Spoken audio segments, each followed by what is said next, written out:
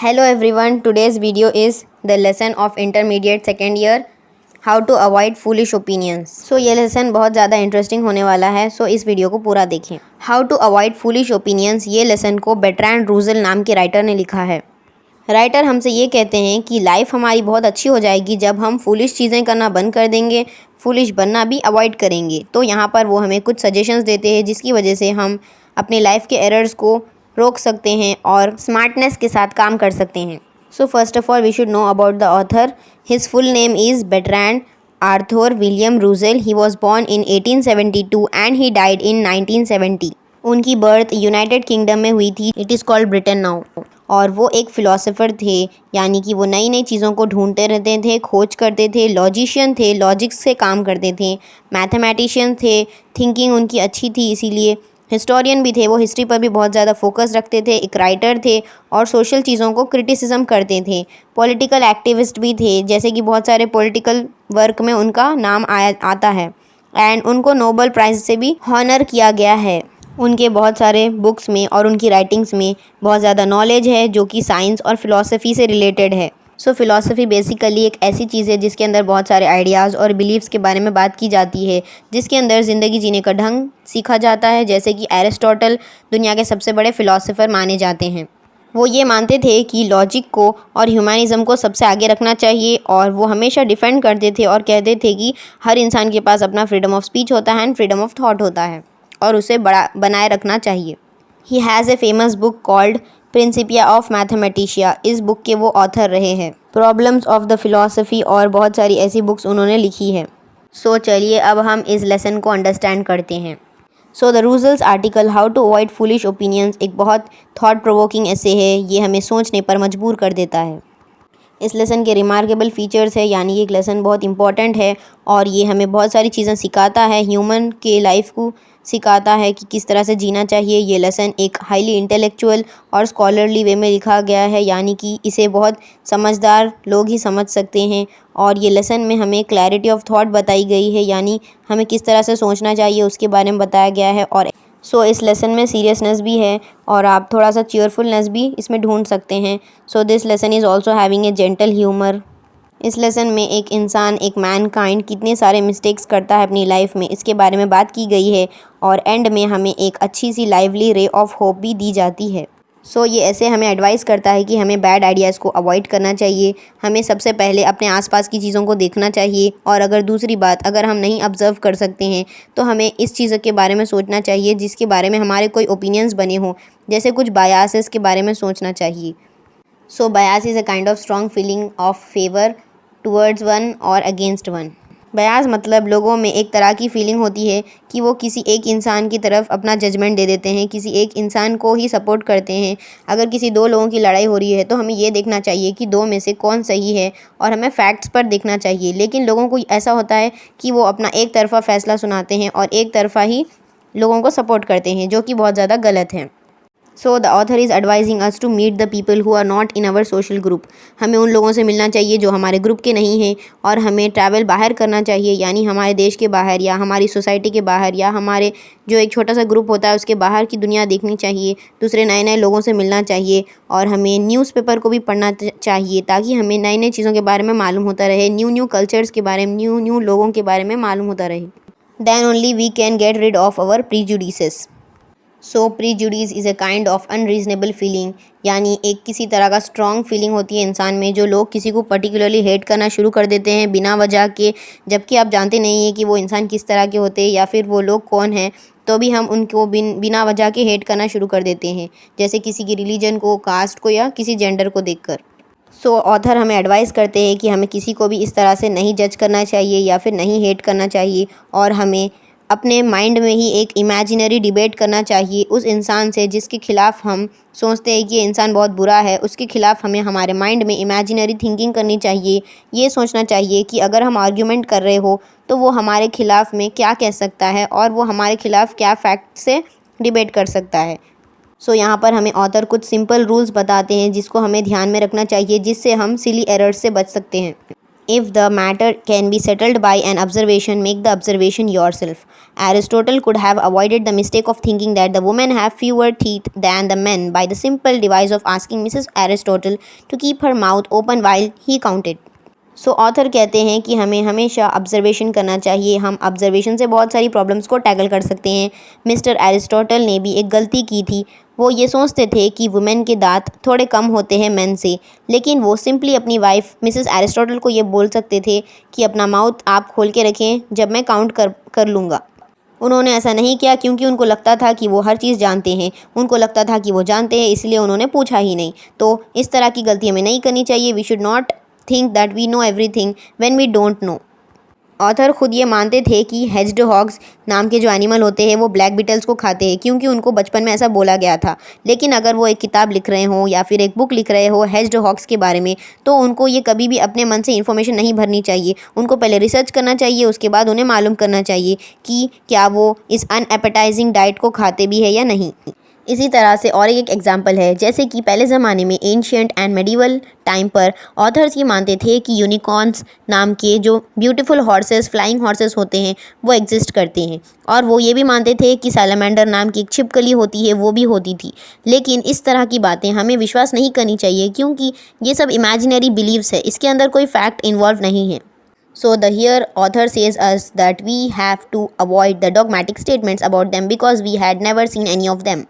ऐसे बहुत सारे मैटर्स होते हैं जिस पर लोग एक्सपीरियंस के तौर पे नहीं बात करते हैं, बल्कि वो जो बहुत सारी सोच वो बना लेते हैं, जो बिलीफ, स्ट्रॉन्ग बिलीफ वो बना लेते हैं, उसी के ऊपर वो बात करते हैं। लेकिन इंसान को उस बायास से दूर होना चाहिए, ये हमें ऑथर कहते हैं।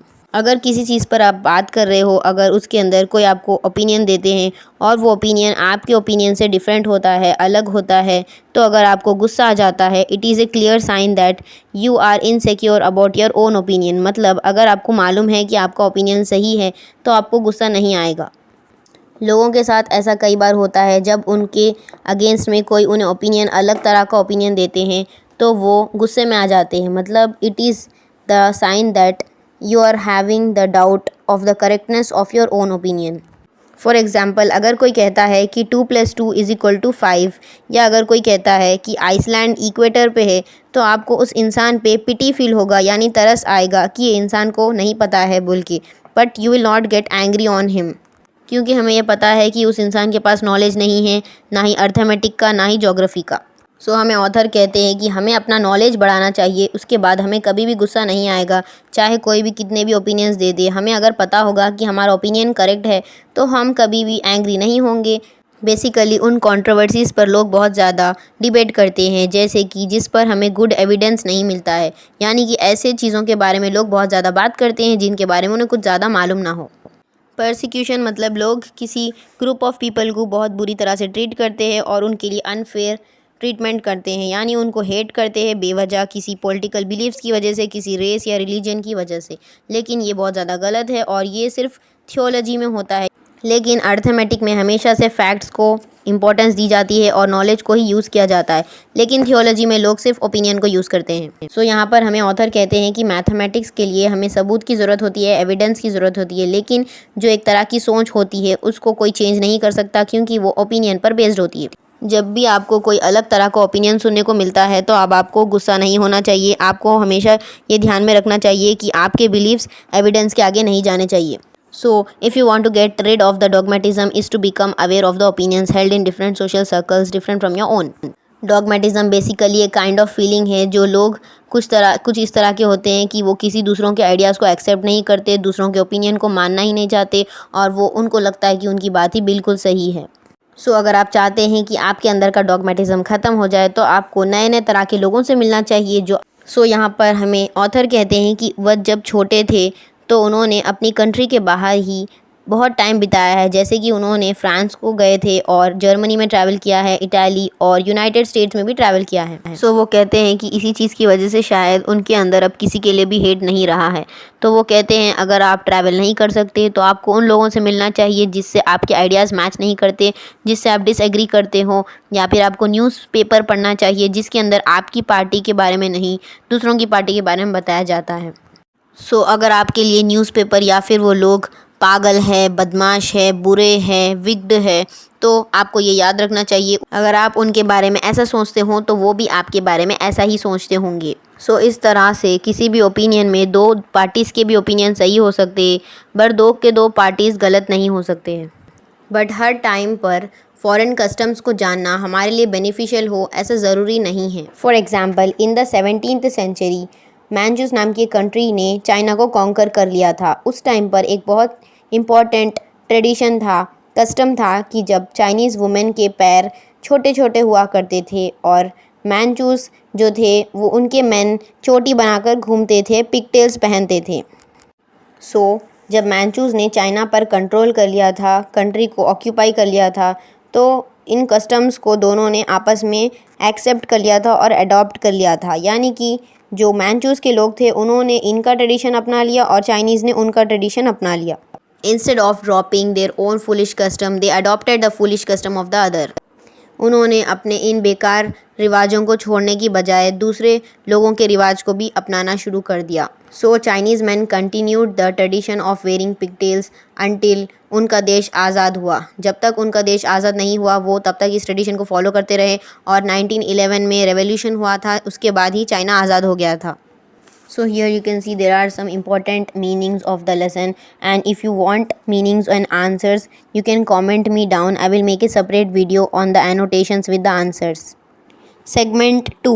सो यहाँ पर ऑथर हमें कहते हैं कि जिसके पास अच्छा खासा साइकोलॉजिकल इमेजिनेशन करने का पावर है, यानी कि अगर आपके पास अच्छा खासा सोचने का, इमेजिन करने का पावर है, तो ये आपके लिए एक अच्छा प्लान है कि आप इमेजिन करें एक ऐसा आर्ग्यूमेंट जिसमें एक ऐसे पर्सन के साथ आप बहस कर रहे हो जिसके अपने अलग व्यूज़ है, जो आपके अगेंस्ट सोचता हो, जो आपकी जैसी सोच जिसके पास ना हो। सो इस तरह के इमेजिनरी आर्ग्यूमेंट करने से एक फ़ायदा है कि आप एक्चुअल कन्वर्जेशन में ओपोनेंट से बात करते हैं, जब आप बहस करते हैं तो आगे वाले को मौका ही नहीं देते कि वो कुछ अपनी बात रख सकें।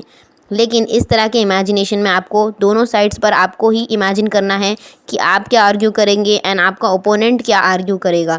तो आप यहाँ पर ये सीख सकते हैं, हम दूसरों की पॉइंट ऑफ व्यू से भी सोचने की आदत डाल लेंगे यहाँ पर, और हमें यहाँ पर टाइम भी मिलेगा और स्पेस भी मिलेगा अपनी आर्ग्यूमेंट को आगे बढ़ाने के लिए।